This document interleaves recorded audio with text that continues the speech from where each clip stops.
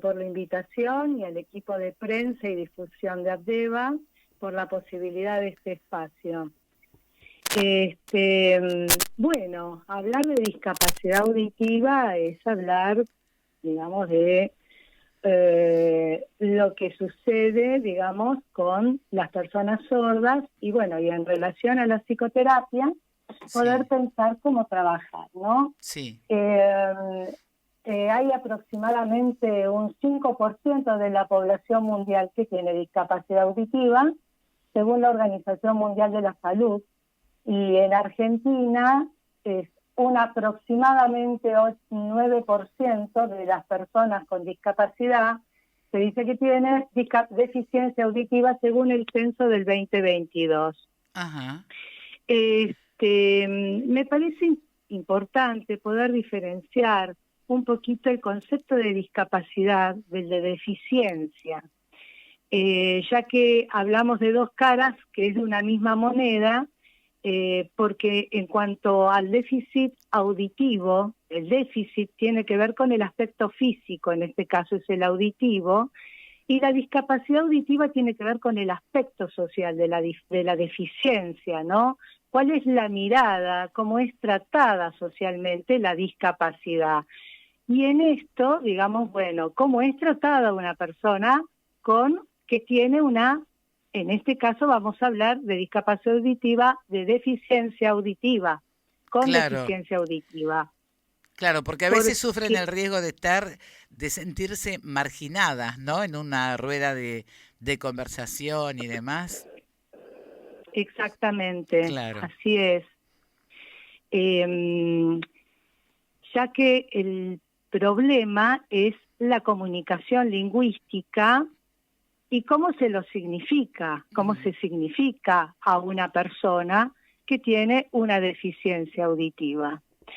El déficit auditivo es clasificado por la medicina y de hecho es importante porque esto va a poder posibilitar, digamos, bueno, la forma en cómo se va a tratar a esa persona desde el punto de vista fonológico, desde la estimulación temprana, bueno, ujú. etcétera. No, yo no me voy a meter a hablar justamente de esa temática, pero sí de que existe una heterogeneidad en cuanto a la clasificación médica de la deficiencia auditiva, ya que encontramos personas que pueden tener un resto auditivo por un equipamiento de prótesis que puede tener, sí, por el equipamiento de prótesis audiológicas, que se comunican en lengua oral, como se dice comúnmente, que hacen lectura labial, que tienen un resto auditivo, que es lo que nosotros llamamos lengua fónica, que es la lengua que hablamos las personas oyentes, digamos porque podemos comprender y producir lo que tiene que ver con la percepción auditiva y lo que significa eso que nosotros escuchamos, Sí. ¿no? No es así en el caso de las personas sordas. Y no por esto las personas sordas son sordomudas, que muchas veces cuando se habla comúnmente, ¿no? Es sordomudo, no. Mm, Puede que los oyentes no lleguemos a comprender que las personas que muchas personas sordas no se expresen en la lengua fónica oral, por ejemplo, o que lean los labios o que hablan en lengua de señas, ¿no? Porque claro. tenemos una comunidad de personas sordas en nuestro país que se comunican con la lengua de señas argentina, y en otros países con su lengua de acuerdo a cada país. Es una lengua más. Sí. Pero bueno, digamos que no todas las personas con deficiencia auditiva van a hablar en lengua de señas.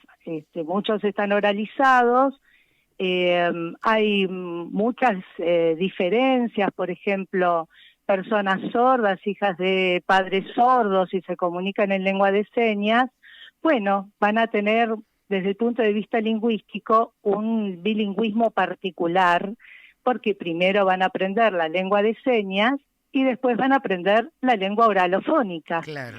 Y en el caso de las personas sordas, digamos, que son aquellos que nosotros podemos escuchar hasta 100 decibeles en cada oído. Digamos, bueno, en el caso de las personas que tienen una deficiencia auditiva, depende de esa deficiencia, de ese déficit de decibeles y de un montón de otras cuestiones, pero sobre todo el tema de los decibeles va a poder tener más o menos resto auditivo. Ujú.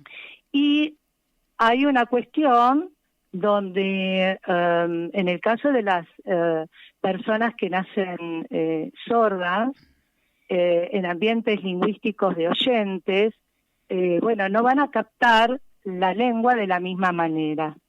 Entonces acá me parece que hay una cuestión importante, que es que cualquier persona, todos, las personas sordas, oyentes, todos, tenemos capacidad para el lenguaje, que es una capacidad biológica que tenemos la especie humana.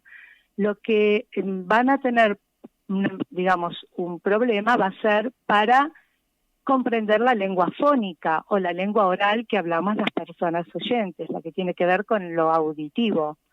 Eso, si es de nacimiento, digamos, o si una persona perdió digamos, no tiene la lengua, no tiene audición antes de la adquisición de la lengua, bueno, va a tener que aprender la lengua fónica, se le va a hacer más fácil aprender la lengua de señas y después la lengua fónica, pero aquello con lo cual, y acá, digamos, vamos a tratar de pensar un poquito desde el psicoanálisis qué es lo que sucede, o desde, digamos, tratar de comprender psicológicamente, psicoanalíticamente qué es lo que les pasa a los padres que reciben el diagnóstico de que su niño o niña es sordo.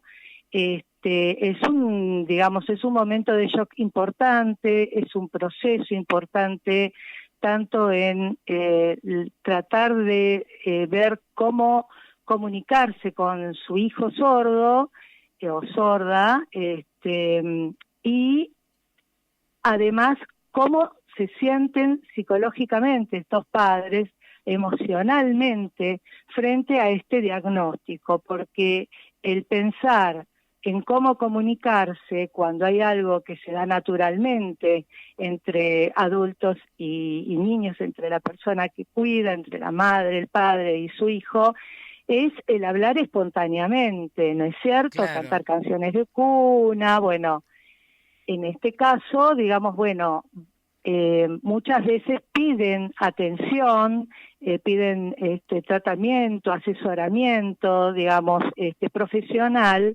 y se los atiende en psicoterapia a estos padres, después, bueno, se puede atender a estos niños, para poder pensar qué les significa esta deficiencia auditiva, digamos, desde dónde están pensando, y acá lo psíquico tiene que ver con lo que se piensa, lo que se siente, cómo se mira la discapacidad, ¿sí? Ujú. Digamos, bueno, qué les va a significar este niño. Entonces trabajar con ese ideal que esperaban, bueno, es un niño con quien se van a tener que comunicar de una manera distinta, de frente, hablar de frente, hacer gestos, digamos, no van a escuchar, no va a estar esto de la atención, digamos, que diferencia sonido y mirada, ¿no? Entonces, bueno, es acompañar y es trabajar, digamos, lo que les significa este niño a los padres para que ellos también puedan tener una comunicación y un encuentro, y la discapacidad no sea un desencuentro, ¿no es cierto? Ujú. Después, digamos que es todo un aprendizaje la lengua oral para un niño sordo. Perdóname, eh, cuando hablas de sí. lengua oral, ¿es que aprenda a leer los labios? Sí, y Ah, inclusive cuando, digamos, les realizan implante coclear, si nunca han escuchado, tienen que aprender a significar los sonidos, claro. los signos. Entonces es un proceso de aprendizaje. Muchos padres aprenden la lengua de señas. Bueno, es todo un proceso a lo largo de la infancia, ¿no? Ujú. Donde muchas veces, bueno, si van a escuelas especializadas para niños sordos, bueno, depende el tipo de audición, si tienen, digamos, algún grado de audición, bueno, va a estar acompañado lo pedagógico también con el aprendizaje de la lengua. Claro. La lengua de señas la aprenden así como espontáneamente, y yo lo vi, esto lo pude observar yo, con niños muy chiquitos, ¿no? Y digamos que entre el déficit y la discapacidad, ¿no? Como conceptos, podemos observar también un mundo de encuentros y de desencuentros. Depende, ¿no? Cómo pensamos a esa persona sorda cuando la tenemos enfrente o cuando vienen a consultar, ¿no? Para hacer psicoterapia. Tanto en los niños, en los adolescentes y en los adultos sordos, digamos, bueno, no solamente está el tema de que, bueno, aprenda a hablar, ¿no? Esto que se escucha mucho en los profesionales, en los padres, lógicamente, ¿no? Sino en cómo les va significando la sordera como efecto que puede llegar a discapacitar psíquicamente o que puede favorecer y potenciar a ese sujeto para que pueda manejarse en forma autónoma, porque es un problema de comunicación, digamos. A lo largo de los años hasta se ha, digamos, comparado la discapacidad auditiva con deficiencia intelectual, y nada que ver, no son sordos, no son sordos, digamos, sordomudos, no tienen una deficiencia intelectual, lo que hay, digamos, es una problemática, digamos, lingüística, que no es un problema en sí, sino que muchas veces los oyentes somos sordos frente a las necesidades de las personas sordas, ¿no? Y también me parece Entonces, perdóname Alejandra, digo, también no, me por favor. parece que en el caso de los chicos un rol fundamental cumplen los padres, ¿no? Cuando por ahí en vez de estarle demasiado encima y tratando de darle todo, dejar que el chico vaya despertando sus otras capacidades para poder desenvolverse más libremente, ¿no? Muy cierto, totalmente. Mira, esto que vos decís lo vemos mucho en los adolescentes. Cuando comienzan el colegio secundario, sí. Adolescentes sordos, generalmente vienen acompañados por, bueno, por sus madres o por algún, ¿no?